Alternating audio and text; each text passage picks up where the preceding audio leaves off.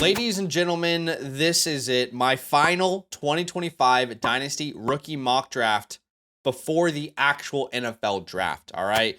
Big shout out to Sammy Stacks. He's got a brand new 7-round mock draft that we're using for today's landing spots. You can check out the link in the description. He's been helpful all offseason, but very soon we're not going to have to guess anymore. We're going to know exactly where these guys are, and we're going to get down to the nitty gritty here. But let's start with the 101.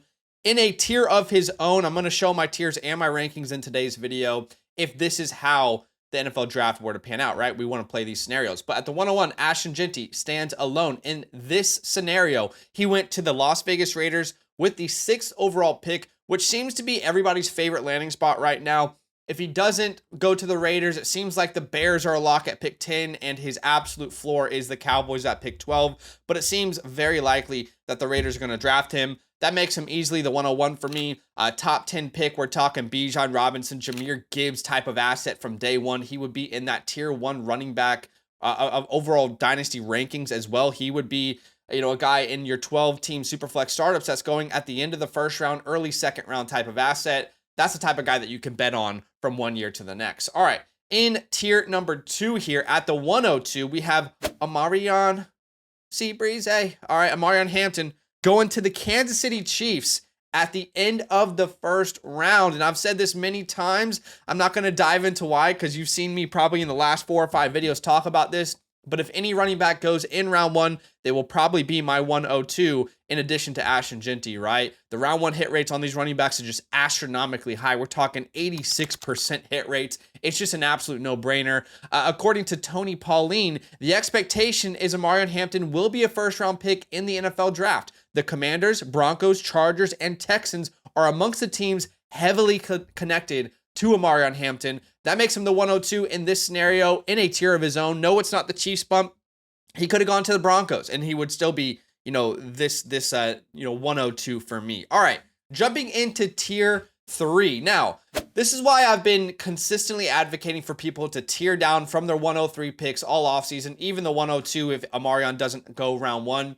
Because I think there's just this huge, massive tier of players. My tier 3 in this scenario in Sammy's latest mock draft goes from the 103 to the 202. So let's explore it. At the 103, we do have Cam Ward of the Tennessee Titans coming off the board for me. I've been very outspoken that I don't love any quarterback in this class. However, if Cam Ward truly does go number 1 overall, it would be silly not to have him in the top 4. Right now, on FanDuel, he's got a minus 20,000, all right, type of bet you can make for him to go number 1 overall. That is like a historic number. He is going to be the number 1 overall pick. In Sammy's latest mock draft, he was the number 1 overall pick to the Tennessee Titans. So I'm going to take him at the 103. Again, I might not believe in him as much as other people. I might not have a strong opinion on this quarterback class in general, but in a super flex format, hard to let him fall much further than that, even though I'm not a big fan of his game. All right, at the 104, this is where TreVeyon Henderson comes off the board. TreVeyon Henderson goes to the Chicago Bears with the 39th pick, so early second round. We've heard rumblings that he could even be a first-round pick, ladies and gentlemen. I mean, latest reports here are that the Broncos are visiting with TreVeyon Henderson today, which is at the time of recording this video a couple days ago. And a lot of mockers are believing that he's a perfect fit for Peyton's system, that dual threat guy. Think what Alvin Kamara did for the Saints, back in Sean Payton's New Orleans days. He also visited the Steelers, and he's visiting with a bunch of these teams who have late first round draft capital. So there's a chance he goes in round 1, but in this scenario, he does go early round 2 to the Chicago Bears, the perfect fit for fantasy football, joining the likes of Caleb Williams, DJ Moore, Rome Odunze. DeAndre Swift was the worst starter in the NFL last year on an efficiency basis, so he could take that role pretty much from day 1 in Ben Johnson's offense. All right, at the 105, we have TreVeyon's teammate coming off the board here, Quinshon Judkins, who went round 2 to the Cincinnati Bengals. All right, so according to Jordan Schultz, Ohio State's running back Quinshon Judkins has several visits that he's doing, including the Texans, Broncos, Bengals, which is what Sammy's pulling from here. He's visiting with the Bengals, the Giants, and the Browns, while he also already visited with the Cowboys. And Schultz goes on to say, a fast rising prospect in a deep running back class. One scout told him, pretty complete player, trust his eyes, every run he's finishing and catches passes with ease. The 4.48 should really help him. He's not a guy who needs to come off the field very much. In this scenario, the Bengals said, you know what? We want a more complete backfield to complement Chase Brown. I know the Chase Brown owners out there are going to be pissed at this. Don't be angry at me. Be angry at the Bengals for bringing in a shit ton of running backs this offseason, okay? We'll see. I mean, maybe they don't draft one. I know they have a lot of other needs, but in this scenario, they do. It's a round 2 pick. Judkins, in my opinion, if this scenario played out, he's probably leading that backfield from day one. So to get a starting running back, and we comped Judkins recently to a Joe Mixon, so for them to basically replace Joe Mixon with a potential Joe Mixon, that is very exciting to me. All right, at the 106, my first wide receiver comes off the board. That is Travis Hunter.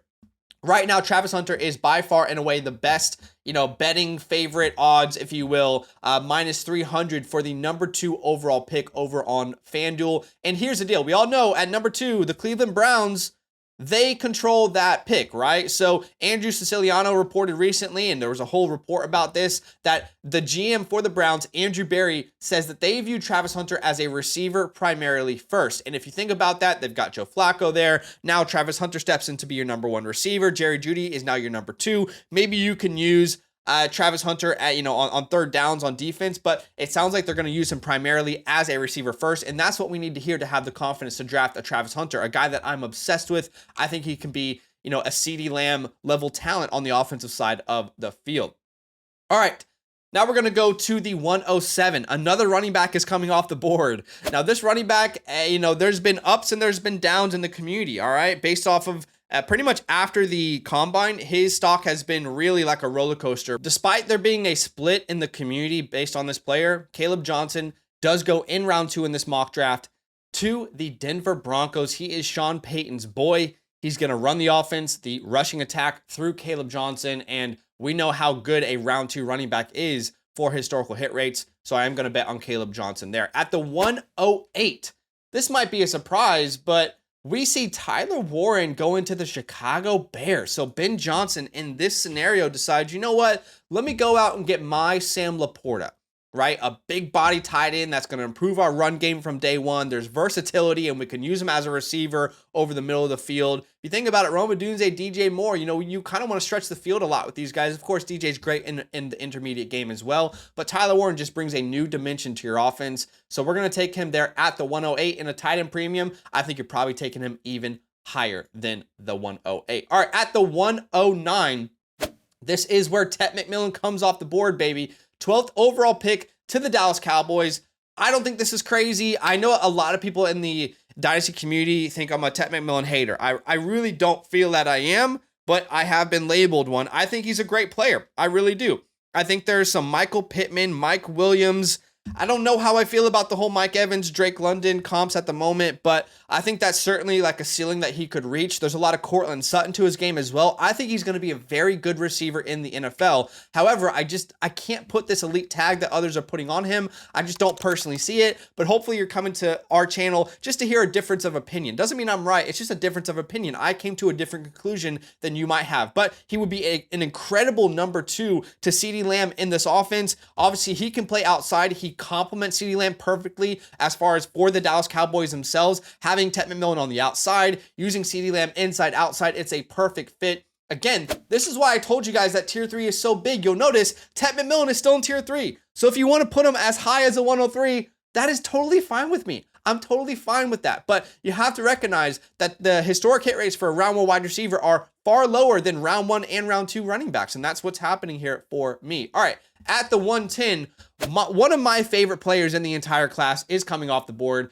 We're going to get Luther Burden, who went 26th overall to the Los Angeles Rams. And at first I struggled with this idea because Devontae Adams is there. They just signed him, Puka Nacua. But I'm trying to think long term. And anytime Sean McVay decides to value a offensive weapon, I am going to put that guy very high on my list of priorities. Now, I have been kind of the Luther Burden defender in the Dynasty community as of recently. I just think we're all massively overthinking this. I really do believe he has a game that can transcend in the NFL. I think he can be one of these guys that we were all overthinking. And we're looking back and like, wow, why didn't we just trust the fact that this guy was, just an incredible athlete on film, showed how much he can contribute to an offense. He fits the modern day NFL perfectly.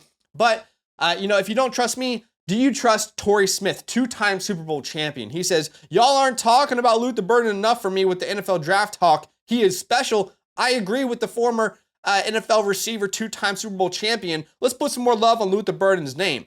At the 111, this is where Emeka Egbuka is coming off the board for me. In this scenario, he went to the Broncos at the 20th overall pick.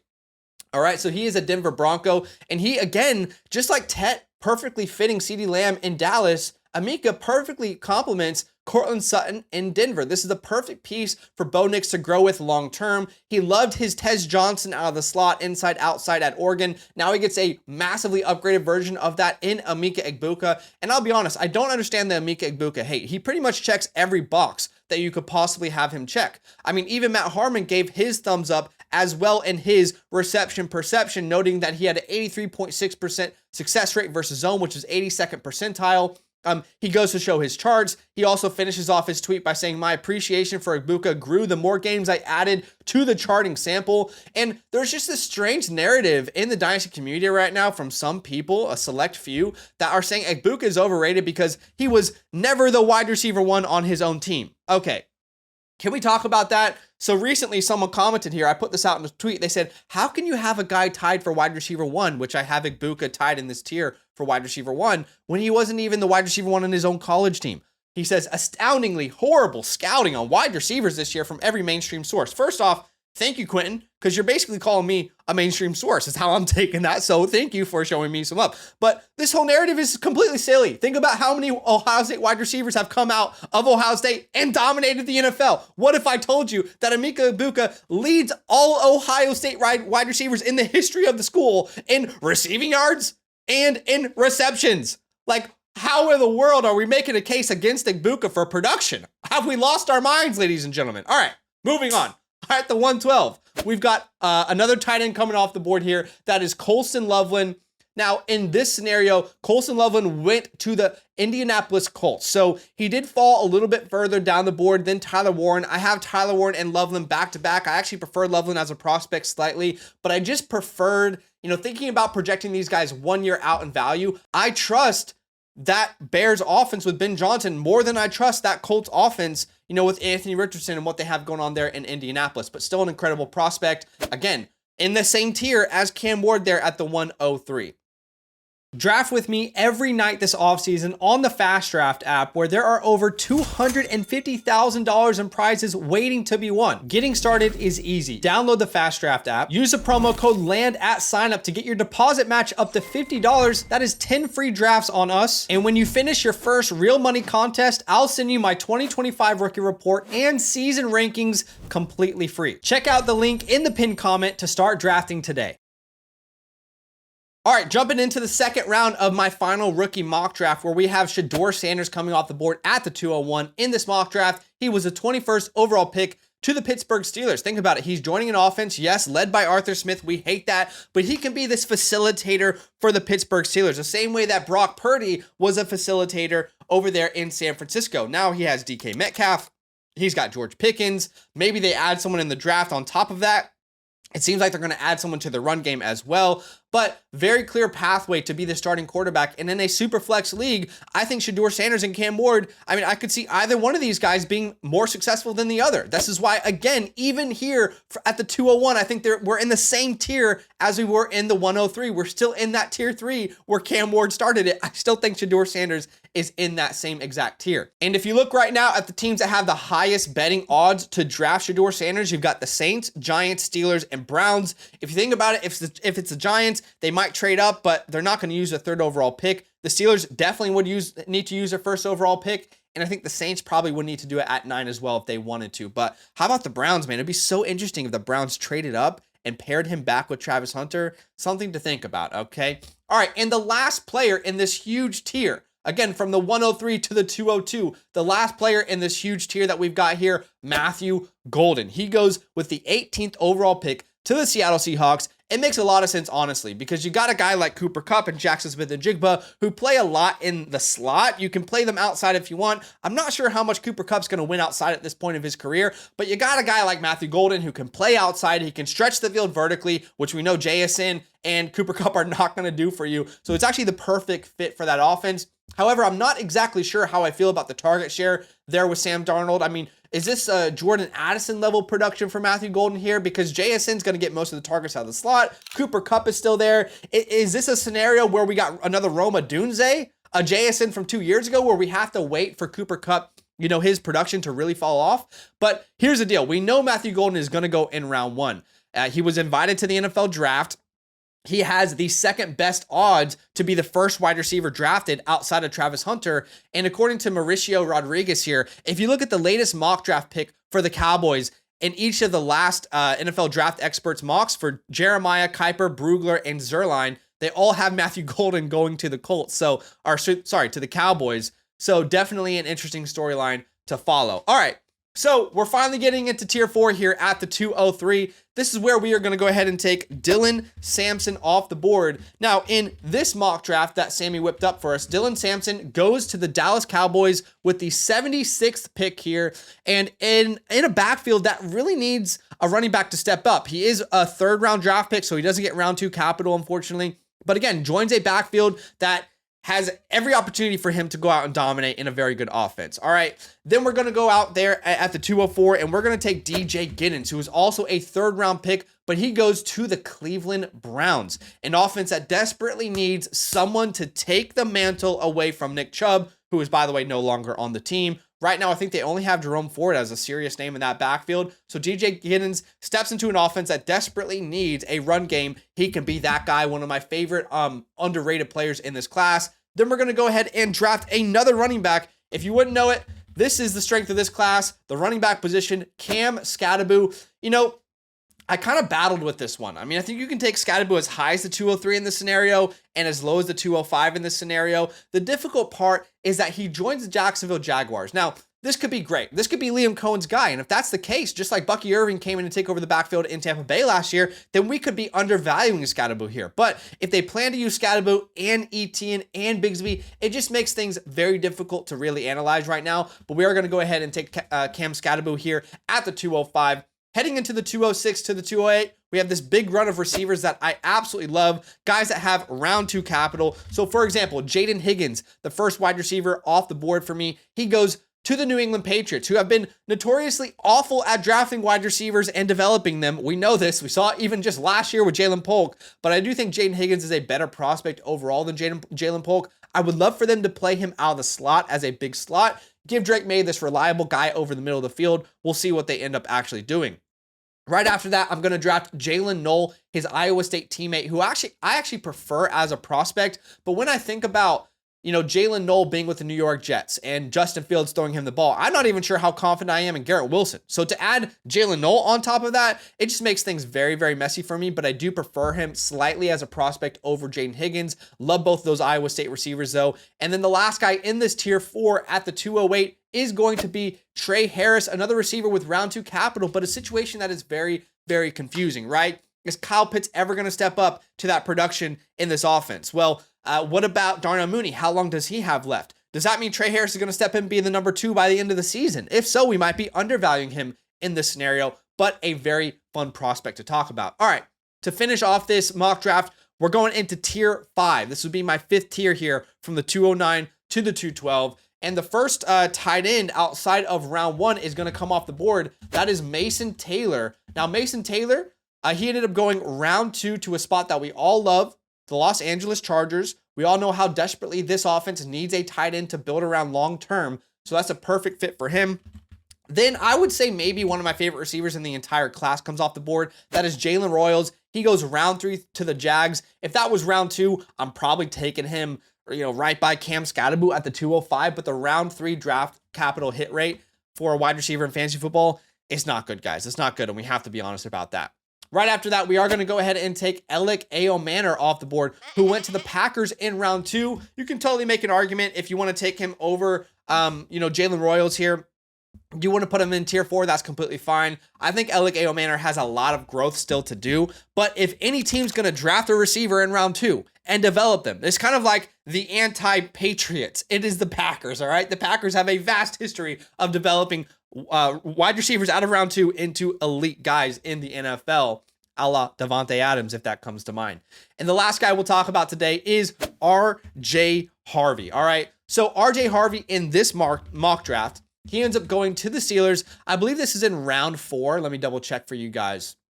Yes, in round 4, we get RJ Harvey off the board, but another backfield that just has a clear pathway to production. You got Jaylen Warren, but Jaylen Warren isn't going to handle the lion's share of the work. He's going to be your number 2. You get RJ Harvey in there to split opportunities, and who knows what happens by the end of the season for RJ Harvey. All right, to finish off today's video, I'm going to tell you guys that I love drafting in rounds 3, 4, 5 of the FastDraft Rookie Origins Tournament, which, by the way, is the only rookie-only best ball tournament in the industry right now. We've had a ton of fun playing it with you guys so far. You can check out the pinned comment if you want to sign up with the promo code LAND. But here are some guys that I will be taking advantage of in those later rounds of this tournament. Bashul Tutin, who in this one went to the Giants. Jack Besh, who in this one went to the Cardinals. Kyle Williams, who went to the Panthers. Jalen Milroe, who went to the Giants. Jaxson Dart, who went to the Saints. We'll talk about him in a second. Ollie Gordon, Harold Fannin, Brashard Smith, Devin Neal, and Savion Williams. All these guys are great late round flyers to kind of throw a dart at in that type of Origins tournament where all you're asking is who scores the most points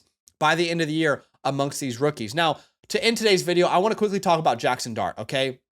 Because in this mock draft that we're using for today, Jaxson Dart did not go in round 1, all right? He went in round number 2. He went to the New Orleans Saints. Now, if he does go round 2, I am not going to draft him very high. I don't care what you think about him. The hit rate historically is truly awful. Guys, in the last 11 years, only Jalen Hurts has hit for fantasy football out of round 2 draft capital. It is 1 out of 8 quarterbacks. It is 12.5%. But the good news for Dart is he could very well be a first-round pick. He was invited to the NFL draft along with all these other names here. That's a good sign. And according to Albert Breer, the New Orleans Saints have done a ton of work on Jaxson Dart. They have pick number 9. Could they use him with pick number 9? And according to Schultz, the Schultz report, Jaxson Dart is unlikely to fall out of the first round.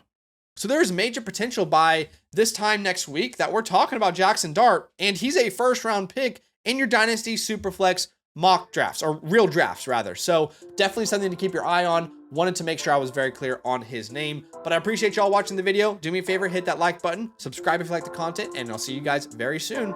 Enjoy the rest of your week. If you're thinking about supporting us in this economy, that's big love, and you deserve love in return. So for every yearly Mother Flocker member who uses the promo code LAND, we're giving out a free team playbook, our 2025 rookie report, access to all premium tools, free site vouchers, and of course, a huge thank you from the LAND crew. You're far too kind. That's love.